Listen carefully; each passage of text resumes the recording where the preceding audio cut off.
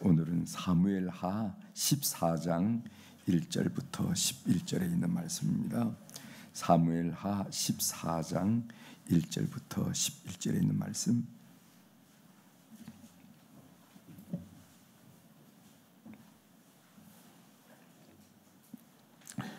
이제 찾으셨으면 사무엘하 14장 1절부터 제가 봉독해 드리겠습니다.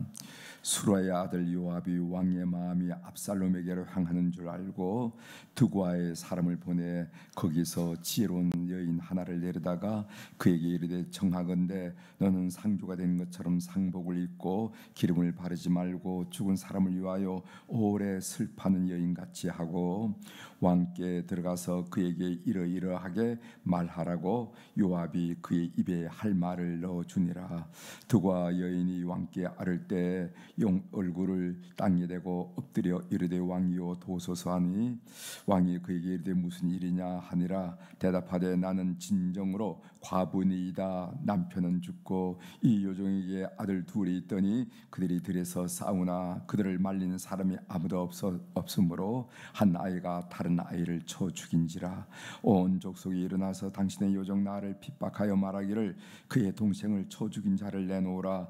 우리가 그의 동생 죽인 자를 죄를 갚아 그를 죽여 상속자가 될 것까지 끊겨노라 하오니 그러한즉 그들이 내게 남아있는 숯불을 꺼서 내 남편의 이름과 씨를 세상에 남겨두지 아니하겠나이다 하니 왕이 여인에게 이르되 내 집으로 가라. 내가 너를 위하여 명령을 내리리라 하는지라.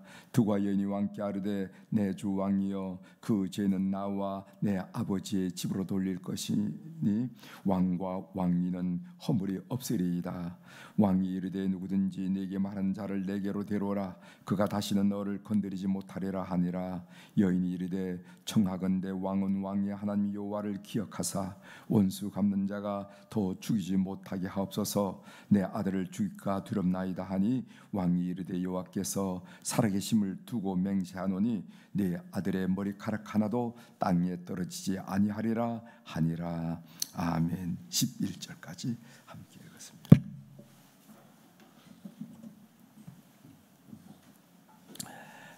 오늘 읽은 우리가 사무엘하 14장에 있는 말씀, 전반장에 있는 말씀을 중심으로 주제를 나에게 다가오는 사람들은 하나님의 메신저일 수 있습니다 하는 내용을 좀 같이 좀 나누려고 합니다.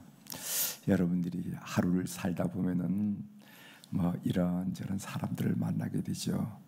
직장인은 직장에서, 학생은 학교에서 교수님을 만나고, 시장에서 시장 사람들을 만나고 이런데 나에게 다가오는 사람, 내 곁에 있는 사람들은 하나님이 뭔가 나에게 메시지를 전하는 메신저일 수도 있다. 메신저는 메시지를 전달하는 사람을 보고 메신저라고 그러죠. 하나님의 메신저일 수 있다 하는 생각을 함께 좀 나누고 싶어요.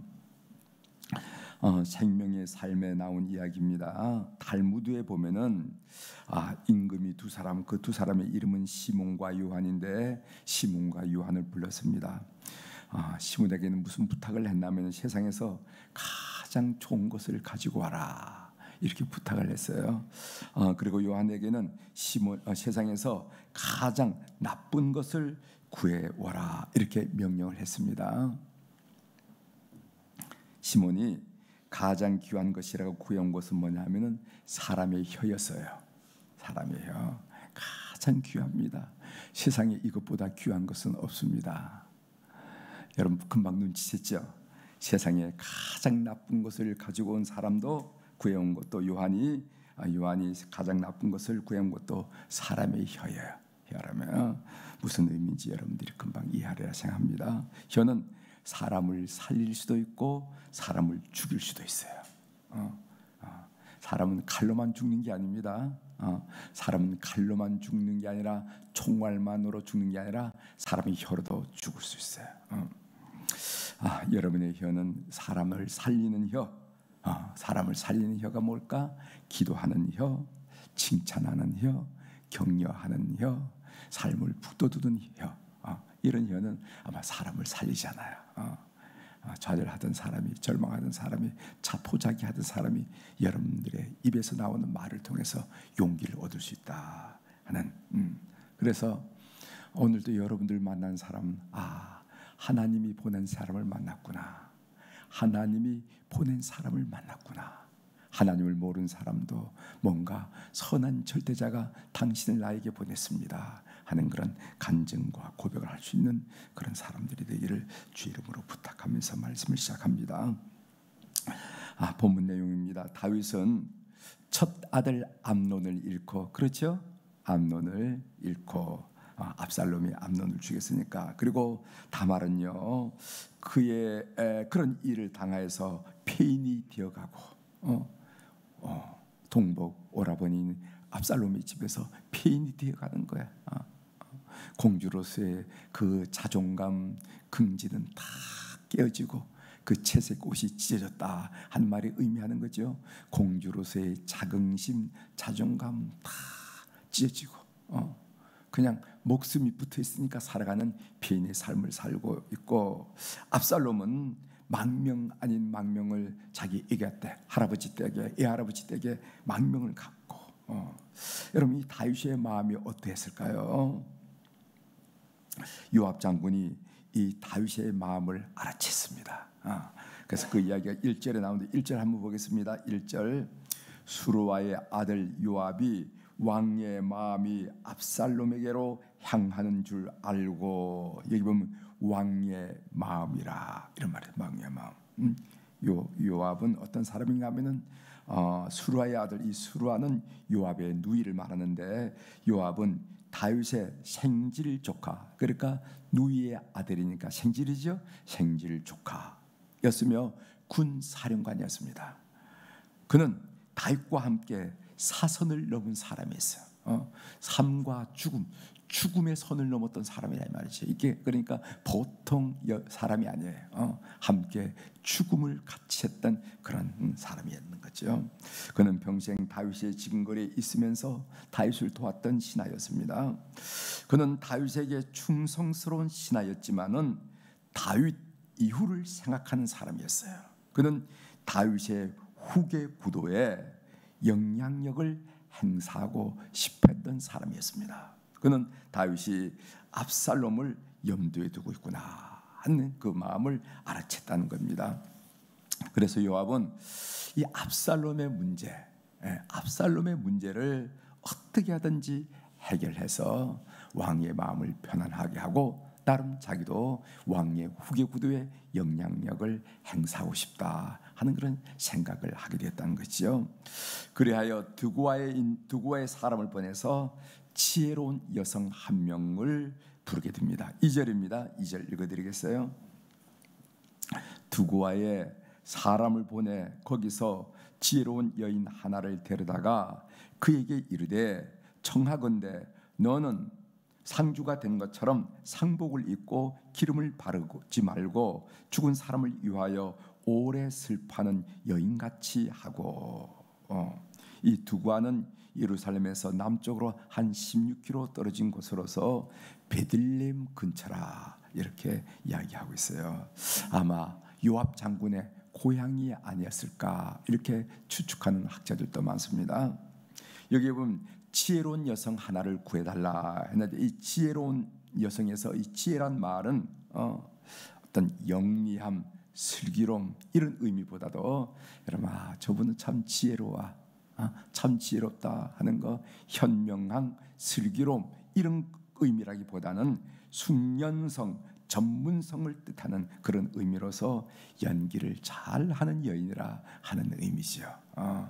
연기를 잘하는 여인이 있으면 좀 하나 구해와라 하고 부탁을 했다는 겁니다. 요압은 자기 고향 땅에서 요압을 잘 알고, 그리고 함부로 비밀을 누설하지 않은 입도 무겁고, 그리고 연기를 잘하는 그런 여성이 있었으면 좋겠다 하고 구해오라 했다는 거죠. 이 여인이 연기할 내용이 뭐냐 하면은 그 쭉 나옵니다. 들에서 큰 아들과 작은 아들이 무슨 일로 다투는데 큰 아들이 작은 아들을 죽였다. 그런데 온 동네 사람들이 큰 아들을 내놓으라고 이런 사람은 반드시 죽여야 된다고 그 아들 죽이겠다고 덤벼들었다는 거죠. 그런데 이 어머니가 생각해 보니 큰 아들마다 죽으면은 우리 집안의 대가 끊어지는 거예요. 나쁜 놈은 나쁜 놈이지만은 동생을 죽인 거 용서할 수 없는 나쁜 놈이지만은 이 아들마다 죽으면은 대가 끊어진다 이 말이죠. 이거 어떻게 되겠느냐? 여기에 살인자에 대한 처벌이 오르냐, 아니면 집안의 상속자를 사면해야 되느냐 하는 이 문제, 두 가지 문제죠. 살인자를 사형으로 처벌하는 게 좋은가, 아니면은 그 집안의 상속자가 그 아들밖에 없는데 그 아들을 살려서 상속을 시켜 오르냐 하는 이 두 문제가 상충하는 것을 보게 됩니다. 자, 7절 보겠습니다. 7절. 온 족속이 일어나서 당신의 요종 나를 핍박하여 말하기를 그의 동생을 쳐 죽인 자를 내놓으라. 우리가 그의 동생을 죽인 죄를 갚아 그를 죽여 상속자 될 것까지 끊겠노라 하오니, 그러한즉 그들이 내게 남아있는 숯불을 꺼서 내 남편의 이름과 시를 세상에 남겨두지 아니하겠나이다 하니. 여러분 숯불 알죠? 죽을 듯 말 듯하는 이 숯불, 그것마다 탁 꺼버리면 어떻게 하나 말이지. 이 여인은 그래도 집안에 상속자 하나쯤은 살려둬야 하지 않겠습니까? 이렇게 왕에게 이야기를 하고 있는 거예요. 오늘 이 이야기 뒤에 있는 의미 여러분 다 아시죠? 죽은 아들은 누구를 가리키냐 하면은 암논을 가리키는 것이고, 살아있는 아들, 비록 사면이 필요한 아들, 사람을 죽어 마땅한 아들, 그렇지만은 그 아들이 상속할 아들이 아니냐, 그 아들은 압살롬을 가리킨다 하는 것을 알게 됩니다. 이렇게 해서 요압은 다윗이 망명 중에 있는 압살롬을 사면할 것을 유도하고 있는 것을 보게 됩니다. 이에 다윗이 맹세하죠. 11절입니다. 11절. 여인이 이르되 청하건대 왕은 왕의 하나님 여호와를 기억하사 원수 갚는 자가 더 죽이지 못하게 하옵소서. 내 아들을 죽일까 두렵나이다 하니, 왕이 이르되, 다윗 왕이 말하는 겁니다. 왕이 이르되 여호와께서 살아계심을 두고 맹세하노니 내 아들의 머리카락 하나도 땅에 떨어지지 아니하리라 하니라. 이렇게 얘기했어요. 여기 보면은 그 다윗 왕이 말한 것 중에서 여호와께서 살아계심을 두고 맹세한다 이런 표현이 있는데, 여러분 이 다윗이 표현한 이 말은 여러분들이 오늘 본문을 읽으면서 이 사무엘하를 읽으면서 어디에서 한 번쯤 들어본 듯한 말이에요. 그 내용을 먼저 설명을 드리면요, 여호와께서 살아계심을 두고 맹세한다 하는 말은 다윗이 나단 선지자에게 한 말과 같습니다. 나단 선지자, 나단 선지자가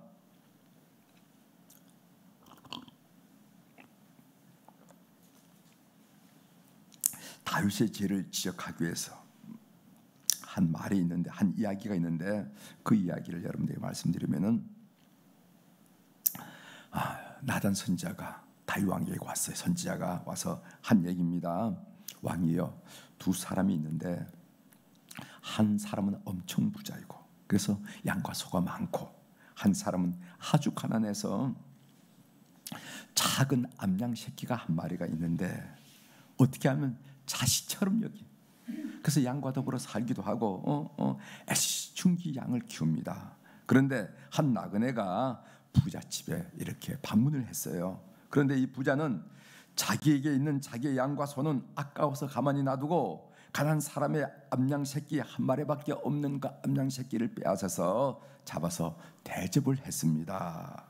왕이요, 이 일을 어떻게 생각하십니까? 이렇게 나단이 얘기했어요. 그랬더니까 사무엘하 12장 5절에 뭐라고 그러나 이게냐면은, 다윗이 그 사람으로 말미암아 노하여 나단에게 이르되 여호와의 살아계심을 두고 맹세하노니. 들어보셨죠? 여호와의 살아계심을 두고 맹세하노니, 이 일을 행한 그 사람은 마땅히 죽을 자라, 이렇게 말했습니다. 그러니까 이 두 이야기가 연결이 되죠. 그래서 다윗이 압살롬을 살면하는 일은 이제 다윗이 맹세한 일이나 마찬가지가 된 것입니다. 그 이야기는 이제 내일 또 여러분 이어지겠죠. 제가 본문 11절까지 읽으면서 묵상한 가운데 오늘 이 이야기에, 오늘 이제까지 1절부터 11절까지 나오는 이야기에 출연한 사람들이 있었어요. 누구 출연하냐면은 요압이라는 사람이 군사령 요압이 출연하고, 그다음에 드고와 여인이 출연하고, 그다음 다윗 왕이 이 세 사람이 출연하잖아요, 이 장면에. 그런데 이 드고와 여인은 다윗에게 보내진 요압의 메신저예요. 그죠? 뭔가 메시지를 전하는 메신저였습니다. 의미 있는 내용을 전하는. 그래서 다윗이 꼭 듣고 깊이 생각해야 할 의미 있는 이야기를 전하는 메시지를 전하는 메신저입니다. 그렇죠? 드고와 여인은 다윗에게 보내진 요압의 메신저라는 겁니다. 이 생각을 하면서 어떤 생각을 제가 하게 됐냐면은, 마찬가지로 우리에게 다가오는 모든 사람들은 하나님의 메시지를 전달하는 메신저일 수도 있겠구나 하는 그런 생각을 했습니다. 이렇게 생각하는 것이 영적이라는 그런 생각을 갖게 됐어요. 아니 뭘 사람들 얼마나 많은 사람들 많은데 그 사람들이 어떻게 하나님의 메시지를 나에게 전달하는 사람이야, 메신저가 될 수 있어? 그렇게 생각할 수 있지만은요, 우리가 성경을 묵상해 보면은 그럴 수도 있다는 생각합니다. 여러분 마태복음 25장 34절 이하에 보면요, 마지막 날 임금께서, 우리 주님께서 오른쪽에는 양을, 왼쪽에는 염소를 이렇게 해놓고 심판하는 내용이 나오는데 그거 한번 읽어드리겠습니다. 마태복음 25장 34절입니다. 그때 임금이 그 오른편에 있는 자들에게 이르시되, 내 아버지께 복받을 자들이여, 나와 창세로부터 너희를 위하여 예비된 나라를 상속받으라. 그러면서 한 말씀이 35절 5절, 내가 줄일 때 너희가 먹을 것을 주었고, 목마를 때 마시게 하였고, 나그네 되었을 때 영접하였고, 헐벗었을 때 옷을 입혔고, 병들었을 때 돌보았고, 옥에 갇혔을 때 와서 보았느니라. 그랬더니까 30절에 의인들이 얘기하는 겁니다. 이에 의인들이 대답하여 이르되, 주여, 우리가 어느 때 주께서 줄이신 것을 보고 음식을 대접한 적이 있고, 목마른 것을 보고 마시게 한 적도 있고, 헐벗은 것을 보고 옷을 입힌 적도 있고, 병들은 거, 아이고 요즘 뭐 코로나 때문에 가기도 어려운데 언제 방문한 적이 있었습니까? 뿐만 아니라 옥에 갇힌 거, 요즘 옥에 갇히고 왔다 갔다 하는 거, 그 사람들 보면 창피스럽기도 하고 그런데 누가 그거 왔다 갔다 합니까? 그런 적이 없었습니다. 그랬더니까 주님께서 한 말씀이 40절에 뭐냐면은, 임금이 대답하여 이르시되, 내가 너희에게 이르노니 너희가 여기 있는 내 형제 중에 지극히 작은 자에게 한 것이 곧 내게 한 것이니라. 이렇게 말씀해요. 내 주변에 있는 지극히 작은 자가 누구냐 하면은 예수님, 주님이란 말이죠. 메신저 정도가 아니라 주님이라고 얘기하고 있어요. 주님이라. 그 사람이 내가 너에게 말씀을 전하는 메신저가 아니라 그 사람이 바로 나야, 이런 얘기를 한다 이 말이죠. 이런 이야기를 묵상하고 연상해 볼 때 오늘 나에게 가까이 다가오는 한 사람 한 사람이 하나님께서 나에게 뭔가 메시지를 전하는 메신저가 될 수 있다. 깔뱅은요, 더 나아가 이렇게 말했다는 거 여러분 늘 말씀드리죠. 제가 하늘에서 떨어지는 수많은 빗방울, 그 빗방울이 몇 개 된 줄 알겠어요? 여러분 한 10개가 됩니까? 100개가 됩니까? 1000개가 됩니까? 10,000개가 됩니까? 수천억 개일지라도 그 한 방울 한 방울조차 하나님이 섭리하시면 땅에 떨어진다 하면서 얘기를 했다는 겁니다. 하물며 사물이 그럴진데 우리가 만나서 대화를 하는 그 인연, 그 만남 속에 하나님이 메시지가 없을 수 있겠냐 말이죠. 따라서 우리는 우리에게 다가오는 사람들을 통해서 그 사람이 신자이든 비신자이든지 하나님이 나에게 말씀하시는 메시지를 들을 수 있어야 된다.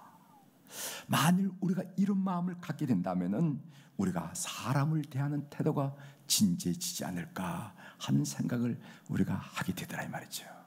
여러분, 사람을 어떻게 대합니까? 조금 좀 있어 보면은 정중하게 대하고, 조금 여러분보다 못한 보면은 우습게 대하고, 무시하고 뭐 이러잖아요. 그건 여러분들이 그런다는 게 저도 그 마찬가지. 조금 그러면은 뭔가 좀 내가 뭔가 부담스럽고 뭐 이렇게 신세지로 온 사람 같으면은 피하려고 그러고 예민하려고 이런 거 아니냐 말이죠. 그런데 오늘 말씀을 묵상하면서 나에게 다가오는 크고 작은 사람, 신자 비신자에게 그를 통해서 하나님께서 나에게 뭔가 메시지를, 하나님의 음성을 전해줄 그런 사람이라고 우리가 인식하기만 한다면은 우리가 사람을 대하는 태도가 진지할 수 있겠구나 하는 생각을 저는 이 본문을 묵상하면서 했습니다. 드구아의 여인은 다윗에게 보내진 요압의 메신저인데 그 이야기를 듣고 뭔가 다윗은 깊이 생각해야 된다 한 얘기를 우리가 포함하고 있는데, 이제 내일부터 그 이야기를 더 전개하게 되겠죠. 잠깐 기도하시겠습니다.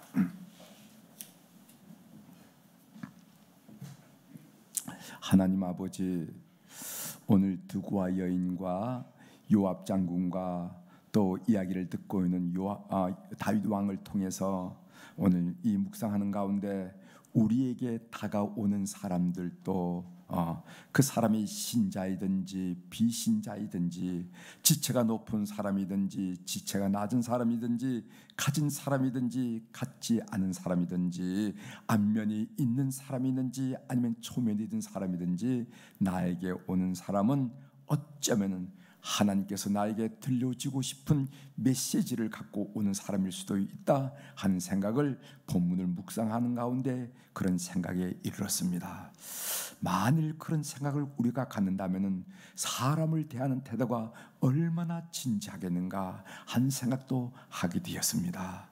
하나님, 오늘 우리 사랑교우들이 세상에서 삶을 살 때 직장 동료도 만나고 동호인도 만나고 그리고 오가는 시장에 옷깃을 스치는 사람들을 만날 때 그런 사람들을 향하여 우리가 진지하게 상냥하게 귀를 열고 마음을 열고 삶을 살아간다면 얼마나 우리의 삶의 인격이 멋지게 진행되는가 하는 생각을 하면서 이 말씀을 묵상했습니다.